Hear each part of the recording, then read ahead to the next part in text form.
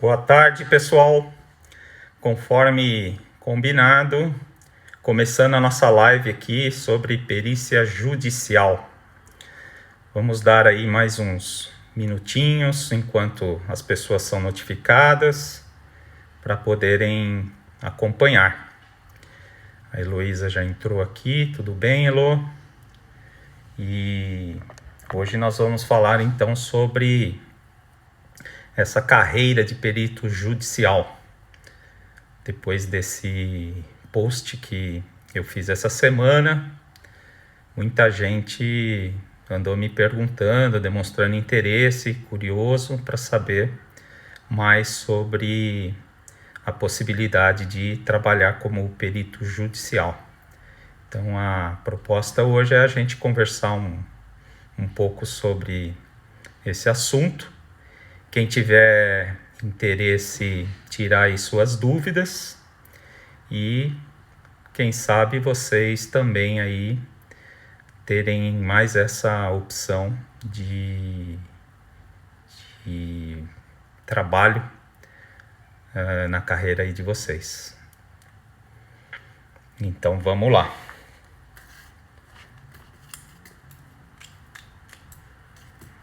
A primeira pergunta que o pessoal sempre faz é em relação a quem pode ser perito judicial. Se vocês têm alguém aí que gostaria de saber sobre esse assunto, vai compartilhando, tá? Essa live, vai enviando aí para chamar mais gente para ficar a par desse assunto, tá bom? Deixa eu resumir então aqui. Como é que eu me tornei um perito judicial? Eu, de 2012, começo de 2012 até 2017, eu fiquei fora do Brasil, morei nos Estados Unidos, fui fazer um MBA e trabalhar lá. Quando eu retornei ao Brasil, eu não estava empregado. Então eu tive que, enquanto não prospectava nada assim no mercado de trabalho, me veio a ideia de começar a trabalhar com perícia. Por quê?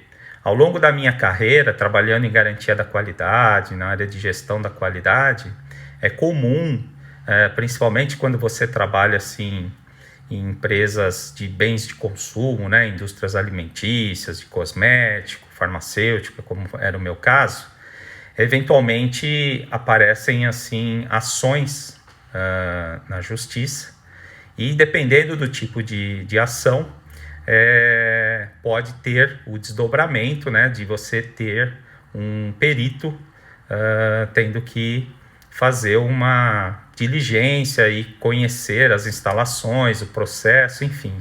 E eu, enquanto trabalhando na qualidade, eu fazia muito isso, de acompanhar peritos judiciais, prover todas as informações que eles precisavam para a realização da perícia e, de certa maneira, isso me deixou assim interessado nesse assunto, E foi aí que, quando então eu voltei para o Brasil em 2017, e eu comecei então a pesquisar e me interessar para eu me tornar um perito judicial.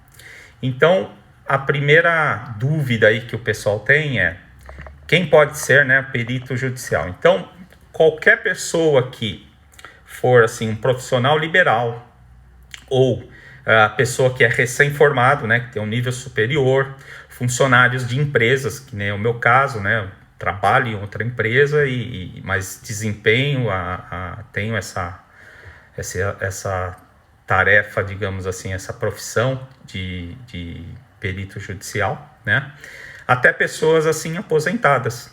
Todos esses profissionais, desde que eles tenham um nível superior e eles estejam assim devidamente habilitados e sejam registrados assim no conselho profissional, eles podem desempenhar a profissão de perito judicial, tá?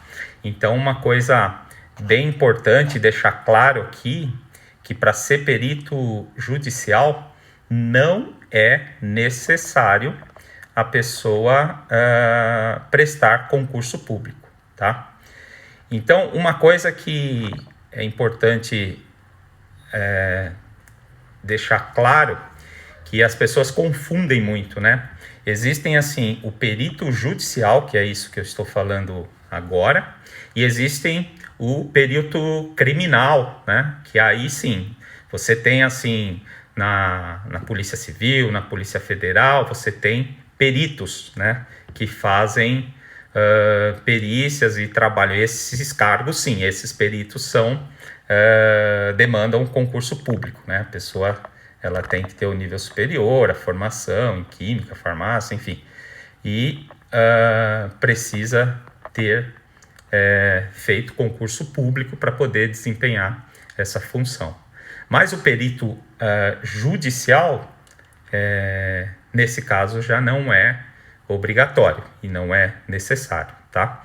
A indicação do perito, ela acontece através de nomeação do juiz, né? O juiz é que nomeia o perito para ele atuar em algum caso. Então, quando isso acontece? Quando, por exemplo, uma ação, geralmente as perícias assim que eu atuo são voltadas assim para ações de consumidor, né? Quando tiveram assim algum problema, algum defeito ou algum tipo de acidente de consumo na utilização do produto.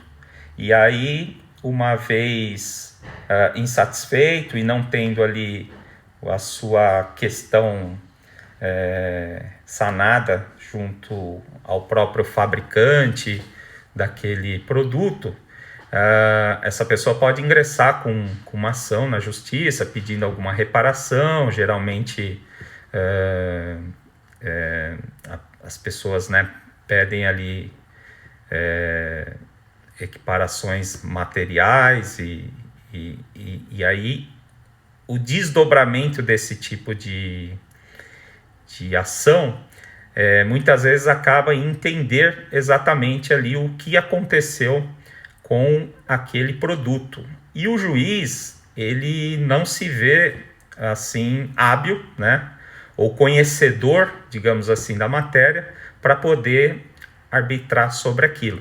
E é nesse momento, então, que ele nomeia um perito judicial, que é uma pessoa com formação e entendimento sobre aquele assunto, para ele atuar e fazer ali a verificação, as diligências, a perícia e emitir um laudo pericial.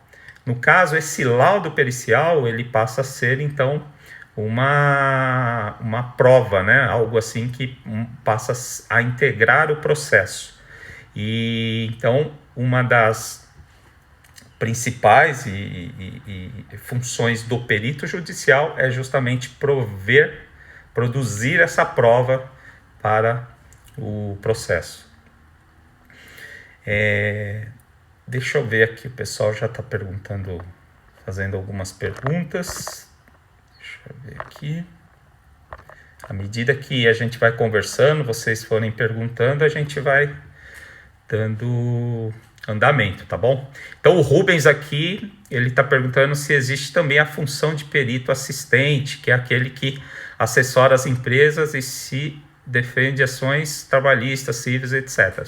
Sim, então, essa é uma outra forma de atuação do perito judicial, né? Quando ele atua sob a nomeação do juiz, então ele é perito judicial. Mas ele pode também atuar auxiliando as partes, né? Então, quer dizer, os advogados, num processo desse que vai demandar uma perícia, eles têm que formular quesitos, né? Que são, assim, as perguntas que vão ser endereçadas ao perito para que no momento da perícia ele possa verificar e responder aquelas perguntas. E muitas vezes os advogados também não têm o conhecimento técnico necessário para a formulação dos quesitos. Então, nesse momento, eles acionam peritos que a gente chama aí são os auxiliares, né, e eles podem, então, atuar como um assistente, né, para o advogado, para uma das partes, né, para ambas as partes, não, para uma das partes, né, você sempre vai trabalhar ou para o juiz ou para uma das partes, né, não pode trabalhar para ambas ao mesmo tempo. Então, você também pode atuar dessa maneira, é mais uma frente, né? E a diferença é que, assim, quando você trabalha para o advogado, para o escritório de advocacia, na elaboração dos quesitos, digamos, em termos de pagamento, de honorários, é uma coisa imediata, né? Você faz e já recebe. Já como perito judicial, para o juiz, você vai mandar os seus honorários e tudo, mas isso daí fica pendente, né, até a finalização da ação e liberação dos seus honorários. Então demora um pouco mais, mas enfim, você é remunerado de qualquer forma, tá? O Leonan, existe muitas causas paradas por não haver técnicos para emitir um parecer técnico. Sim, né? Assim, esse final de semana mesmo eu tô lidando aqui com uma ação aqui, né, fazendo a perícia desse produto, que a pessoa ingressou com essa ação em 2016. Então nós estamos aqui em 2020 e só agora que foi nomeado perito tal para fazer a perícia, né? Então, às vezes tem falta de profissionais e também tem a própria lentidão da justiça, se bem que isso tem mudado bastante, tá? Por conta do processo eletrônico, né? Que hoje a maior parte dos tribunais de justiça no Brasil já trabalham com processo eletrônico, então isso agilizou muito, assim, aí facilitou a vida de todo mundo, né? Seja dos advogados ou dos peritos, enfim. Daqui de casa eu consigo receber a nomeação, acessar o processo, ter as informações necessárias para elaborar os honorários, fazer o planejamento da perícia e depois que eu fizer uma diligência, verificar, fazer a perícia, a elaboração do relatório e envio para o juiz, é tudo eletrônico, né? Eu não preciso ir no fórum, pedir o processo, fazer vista no processo, tirar as informações para poder elaborar, enfim, tomar conhecimento do que se trata. Então, o processo eletrônico agilizou bastante e tem facilitado bem a vida de todo mundo, tá bom? Uma outra coisa é assim, o Código de Processo Civil, né? Então tudo isso que eu estou falando aqui para vocês, se vocês forem procurar lá no Google, Código de Processo Civil 2015, ele tem ali toda a regulamentação dessa atividade do perito, tá? Então não você pode ir lá ler e, aliás, deve, né? Porque todo perito ele tem que conhecer ali muito bem a legislação e conhecer o que está previsto ali, né, o que se espera da atuação do perito, né? E o trâmite também, todo esse trâmite judicial. Então é importante você conhecer a legislação. Então o novo Código de Processo Civil, ele também trouxe assim mudanças que facilitaram e melhoraram muito e deram assim uma abertura muito grande para profissionais de diversas áreas atuarem como perito judicial, né? Então, seja você químico, engenheiro de produção, nutricionista, farmacêutico, fisioterapeuta, médico, dentista, engenheiro elétrico, enfim, todas as profissões praticamente permitem que você atue como perito judicial. Você, uma vez tendo a formação, estando devidamente regularizado no seu conselho de classe e tendo a bagagem e experiência e conhecimento processual, né, de como é que funciona esse trâmite da perícia e de nomeação e de envio de laudo pericial e elaboração de laudo e tudo mais, você pode atuar como perito judicial, tá? Então não é necessário a gente ter que prestar concurso ou fazer alguma formação específica assim, para poder atuar como perito, tá? O que existe muito no mercado aí que vocês vão ver são cursos, né? Que são cursos preparatórios que pegam pessoas assim, que nem um químico, um nutricionista, enfim, um engenheiro que de repente na faculdade ele não teve essa formação, não teve essa informação, e aí ele precisa entender sobre essa possibilidade de atuar como perito. Então esses cursos normalmente dão toda a formação necessária, né, e toda a bagagem de informações para que você possa depois atuar como perito. Então essa é o que existe aí no mercado, mas você não é obrigado a fazer nenhum curso, tá? Existem assim alguns tribunais de justiça que quando você vai se cadastrar, eles pedem. Tem até tribunais de justiça que oferecem esse curso, tá? De tempos em tempos. É bacana quando você consegue fazer no próprio Tribunal de Justiça, né? Porque aí você já fica ali com a formação dada ali pela própria Justiça, né? Então, não é nenhum curso particular. Mas também não tem nenhum problema se você buscar essa formação num curso particular, tá? Vamos ver aqui, entrando mais gente.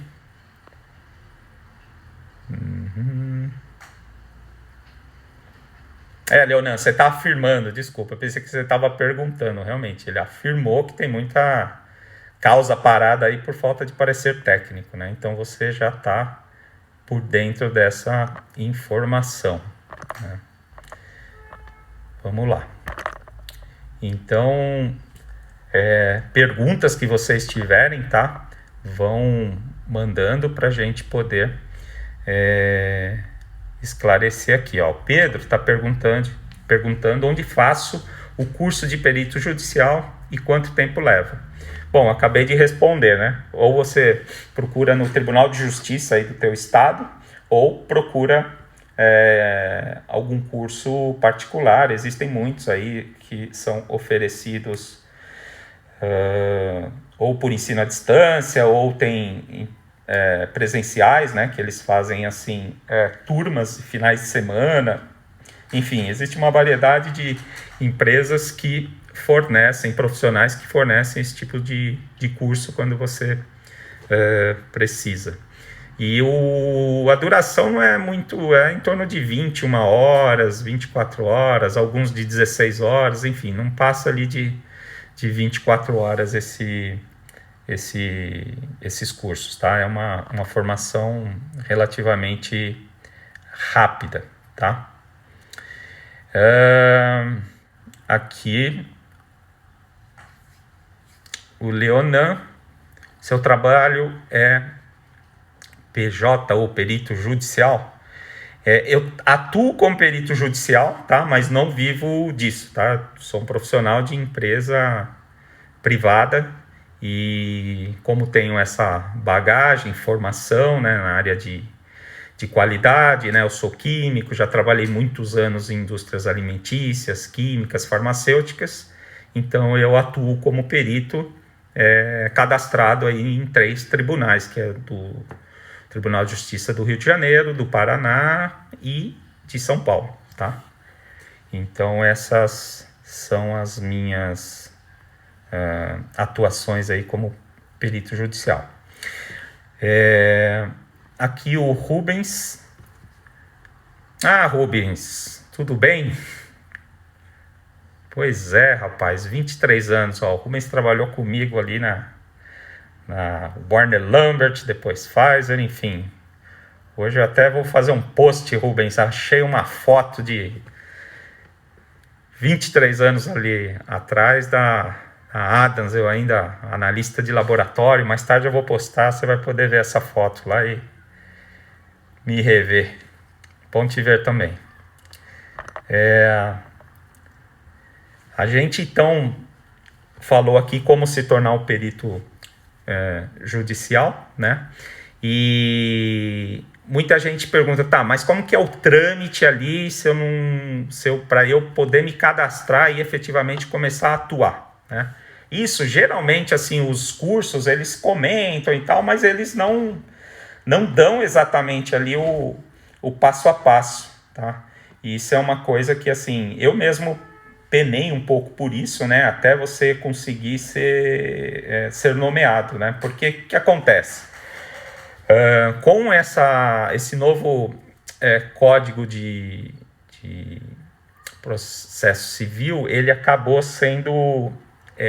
dando uma abertura e tirando muito o papel daquele perito universal, né? Então, o que acontecia muito no passado, né? Você tinha uma pessoa, um profissional que já era perito, e ele podia ter a formação que fosse, engenheiro químico, elétrico, enfim, civil, não importa. E aí, como esse cara ele já atuava como perito, já era conhecido ali dos juízes e tal, aí o juiz sempre nomeava esse cara para tudo que é perícia que aparecesse, não importasse ali a natureza da perícia. Então aí você tinha assim, engenheiro elétrico, né, fazendo perícia de ergonomia, por exemplo, né, que seria mais voltado ali para um engenheiro de segurança do trabalho ou para alguém ali que é da área, né, de ergonomia, fisioterapeuta, médico do trabalho, mas não, você tinha às vezes um engenheiro. Eu mesmo tive uma época que trabalhei numa empresa de produtos lácteos frescos, né, recebi lá a perícia, né, um perito, e o perito era em cima de um produto, um baby food, né, que ele era um problema assim microbiológico. O cara, ele tinha formação, ele era engenheiro elétrico, enfim, ele não entendia absolutamente nada ali da microbiologia, né, dos aspectos ali do que poderia ter acontecido. Então, o que esse cara fez foi assim, pedir o máximo de informação possível, né, que eu poderia prover ali para ele, para que ele pudesse ter condições ali de elaborar o laudo e responder ali os quesitos, né, daquela ação. Então, o Código de Processo Civil, desde 2015, né, ele acabou, então, criando o banco de peritos, né, que nada mais é do que realmente uma relação dos peritos por especialidades. Então, todos os tribunais de justiça, eles têm que ter esse banco de peritos, e lá eles fazem, então, a distribuição das pessoas de acordo com a especialidade. Então isso ficou bacana, porque na hora de nomear, os juízes eles têm que fazer então ali a busca nesse banco de peritos, e nada mais correto do que chamar o perito de acordo com a especialidade dele, tá? Então, por exemplo, nós estamos falando aí de um problema num iogurte, por exemplo. Então, microbiológico. Poxa, eu vou chamar um engenheiro elétrico, vou chamar um engenheiro civil? Não, vou chamar um biólogo, vou chamar um farmacêutico, vou chamar um químico especializado em vigilância sanitária de alimentos, enfim, vou chamar alguém que tenha ali conhecimento, experiência e bagagem dentro daquela área da perícia para poder fazer ali a perícia e elaborar o laudo pericial. Tá? Então essa é a grande melhora, né, digamos assim, que o novo Código de Processo Civil trouxe na sua nova versão a partir de 2015. Tá? Muitas vezes o próprio conselho profissional, né, o CRQ, enfim, o CREA e tal, eles acabam indicando profissionais para atuar como perito. Então, muitas vezes o tribunal, o juiz, eles podem também solicitar a esses conselhos: olha, preciso de um profissional para uma perícia com este objetivo aqui, para esse assunto aqui. Aí eles nomeiam, vêm lá, escolhem um profissional para poder recomendar para o Tribunal de Justiça, né? Então, essa também é uma maneira de você ser, digamos assim, nomeado para realizar a justiça, a perícia, tá? Deixa eu ver. Então, o trabalho do perito, propriamente dito, né, como eu pus lá naquele post, né, o processo de ver, a perícia em si é o processo de verificação, né, dos fatos, né? Então, o perito ele é acionado nesse momento para produzir a prova pericial, né? E a perícia, basicamente, ela consiste ali em exame, vistoria e avaliação. Então, são essas três atividades assim que compõem a perícia, e é isso que o perito vai fazer uma vez nomeado e pelo juiz, tá? Ou, como eu falei, se ele for chamado por alguma das partes, né, algum dos escritórios ou advogados, aí ele pode atuar como o assistente, né, e produzir e elaborar os quesitos que vão ser endereçados aí ao perito judicial, tá? Bom, a relação processual, como é que funciona todos esses trâmites, aí realmente é algo que você precisa ler o Código de Processo Civil ou mesmo fazer um desses cursos aí que eu comentei, né, para você ficar por dentro e poder entender melhor sobre esse assunto, tá? A parte de remuneração, né? Muita gente pergunta, poxa, e aí, como é que eu sou remunerado? Quanto é que ganha um perito? Dá para ganhar dinheiro? Dá para viver de perícia, né? Uma das perguntas que me fizeram quando eu fiz esse post foi essa, né? Se daria para viver de perícia. Olha, tudo depende do quão engajado você está, né, na perícia judicial e quantas nomeações, enfim, você vai conseguir pegar, né? E tem áreas que são mais demandadas, né? Eu vejo assim que essa parte de meio ambiente, essa parte de civil, existe assim uma demanda muito grande, né? Essas perícias que eu faço, que já são voltadas assim para qualidade de produto, sabe, reclamação de consumidor ou acidente de consumo, já não são assim tão frequentes, né? Mas em contrapartida, por exemplo, tem perito que é grafotécnico, né? Geralmente ele atua assim em casos em que, sei lá, porventura um gerente de um banco ou um banco lá contratou um cartão de crédito ou algum serviço e a pessoa não assinou, nunca contratou aquilo, e aí ela depois está sendo cobrada, né, por não ter pago algum serviço, alguma coisa assim, algum crédito que ela tenha contratado, e ela tem que entrar na justiça para provar que não foi ela. Então, num momento desse, às vezes, né, a empresa que está sendo processada, ela vem com não, mas a pessoa assinou aqui contratando. Aí precisa de um grafotécnico, né, que vai verificar se a veracidade daquela assinatura, né, se realmente é a da pessoa. Então, um perito desse cobra, assim, se for, por exemplo, que depende do trabalho, depende das horas que você gasta, depende, né, muito da diligência, né, onde que ela é feita, dos recursos que você vai utilizar. Então, é tudo muito aberto, né? Você vai ter que elaborar ali os seus honorários reunindo tudo isso. Existe, assim, como se fosse um tabelamento de certos órgãos, né, certos conselhos, né? Então, conselho de contabilidade, assim, de administração, eles costumam, de certa forma, tabelar. E aí, em cima dessa tabela que as pessoas utilizam. Mas pode girar, assim, de R$700 até 3, 15,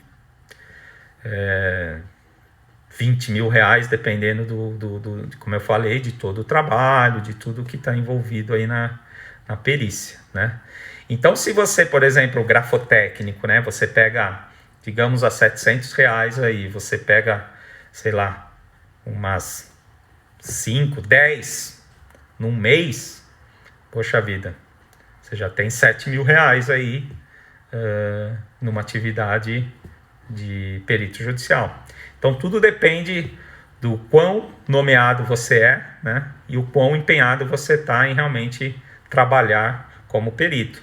Porque uma vez cadastrado no Tribunal de Justiça, você também tem que, de certa maneira, correr atrás, né? Porque não basta estar cadastrado lá que os juízes vão começar a te chamar. Pode ser que você dê sorte que te chamem, mas você precisa também imprimir o teu currículo, ir nos fóruns, bater lá em cada uma das varas lá, falar com o diretor ali do fórum, falar ali com o chefe ali do cartório, né, de cada uma das varas, pedir para falar com o assistente do juiz, pedir para falar com o juiz, se apresentar, entregar o teu cartão, entregar ali o seu currículo, enfim, se colocar à disposição para que ele possa, no momento oportuno, quando entrar alguma ação que tem a ver com aquilo que você diz ter experiência, ele possa lembrar de você e te nomear para essa perícia, né? Então, tem tudo isso também. Então, não é apenas se cadastrar e ficar esperando, tá? Esfera de atuação do perito judicial. Pode ser nas 3 esferas, né? Tanto assim na justiça estadual, né? E aí civil, né? Criminal e empresarial, mas é mais comum civil, né? A tributária também, né? Porque tem muitos contadores e tal que atuam nessa esfera. Nos juizados especiais, né? Estaduais e o civil, né? A Justiça Federal e nos juizados especiais federais, tá? Tem muita gente que atua também como perito no Tribunal do Trabalho, né? Principalmente em relação a esses casos assim de ações por acidentes, na verdade não tanto acidente, mas mais por esforço repetitivo, alguma lesão, alguma coisa nesse sentido, né? Então aí tem muita demanda para esse pessoal com formação nessa área de engenharia de segurança, engenharia do trabalho, enfim, pessoal que é fisioterapeuta, médico do trabalho, também atua muito na justiça do trabalho. Rubens, vai uma dica aqui. A perícia como assistente técnico para uma empresa como assistente técnico paga muito mais porque a empresa não quer perder a causa e ficar com o nome manchado no mercado. Exatamente, né? Quando você está trabalhando aí direto para, né, um escritório, né, ou direto, não para a justiça, né? Realmente é algo mais assim valioso e melhor remunerado, né?